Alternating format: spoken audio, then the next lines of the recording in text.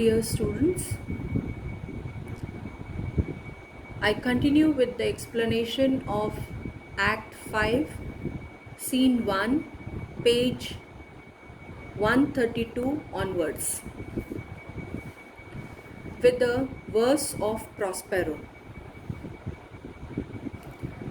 Prospero says here, "Ye elves of hills, brooks, standing lakes and groves, and ye that on the sands with printless foot do chase the ebbing Neptune, and do fly him when he comes back, you demi-puppets that by moonshine do the green sour ringlets make, whereof the eve not bites, and you whose pastime is to make midnight mushrooms, that rejoice to hear the solemn curfew, by whose aid, weak master though ye be, I have betemmed." Now, let's discuss these lines in detail. Prospero says here, "You spirits of hills, brooks, lakes and groves, you are standing on the sand with your feet, but you leave no impressions. You leave no impressions of your foot on the sand." Then it is said here that the spirits, he is making a reference to the spirits only. You are chasing the ebbing Neptune. Ebbing Neptune, Neptune is the god of the sea. So you are retreating the god of sea.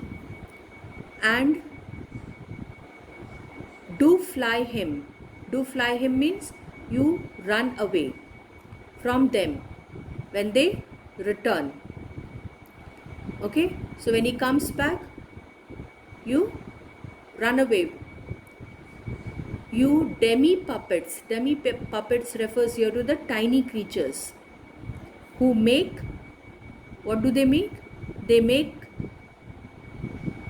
ringlets. Ringlets are the circle. So when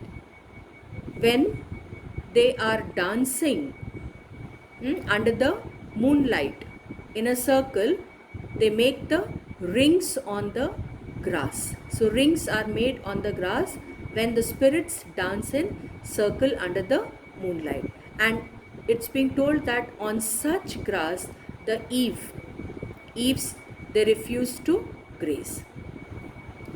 Then it is being told here about the pastime. It's being told here about the pastime. How do you pass your time? By growing mushrooms at midnight. Then you are taking delight in the sacred song, sacred sound of the evening bell. So this is the source of delight. Weak masters though ye be, I have betemmed. So it's being told here in this line that though you may be weak and small, but it is with your help that I have managed to betem. Betem means darken. Darken what? The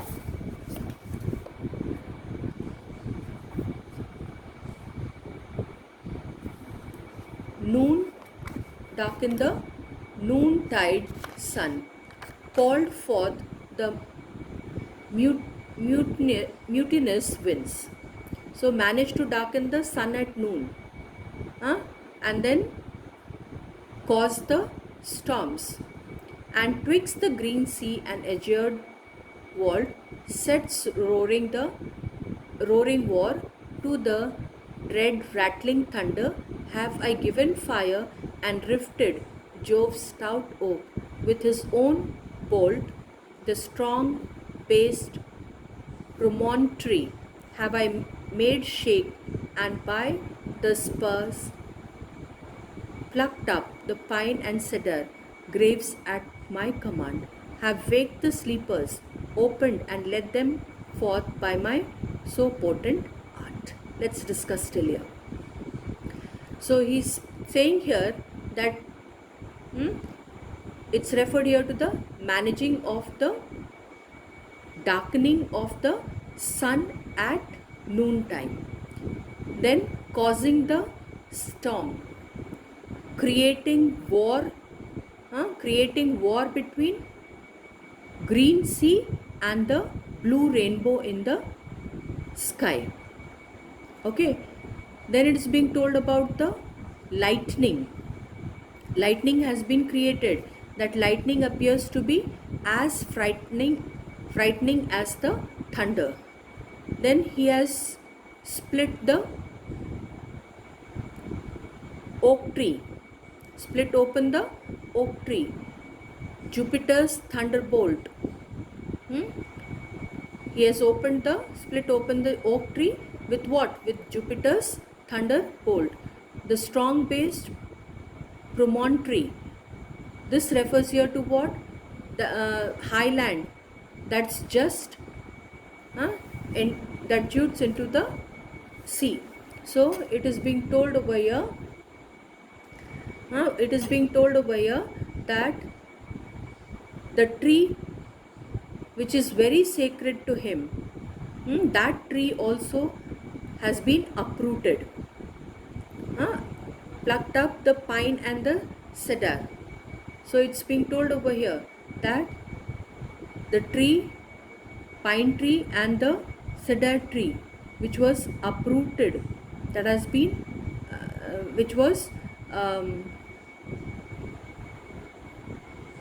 pine tree has been uprooted, plucked up.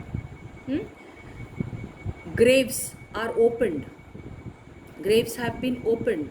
Then have waked their sleepers. Sleepers over here refers to the ghost. So after opening the graves, what he has done? He has awakened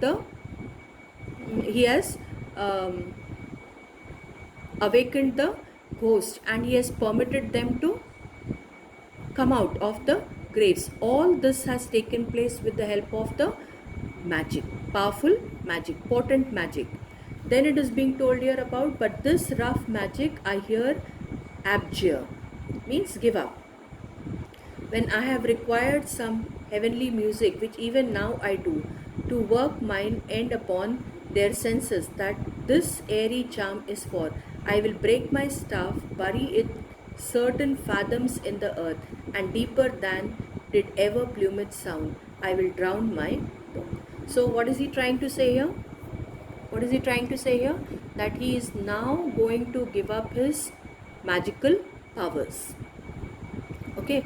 Then he is saying here about the heavenly music. About the heavenly music which he had demanded for. And he is going to, with the help of the heavenly music, what he is going to do? He is going to influence the minds of those for whom this charm is intended. So that is what he is going to do.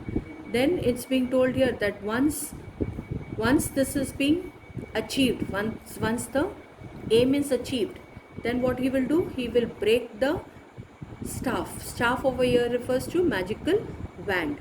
After breaking the staff or the magical wand, he will bury it fathoms in the earth. Fathoms in the earth means in the depth of 6 feet in the so at the most 6 feet deep in the earth he will bury it. Then he is also going to, and deeper than did ever plumage sound. Plumage sound is the referring here to the weighted line which is used for measuring the depth of the water. So it's being told over here that books also, what is he going to do? He is going to drown the books deep into the ocean, and with this solemn music. Okay, solemn music is being played here. So I stop here.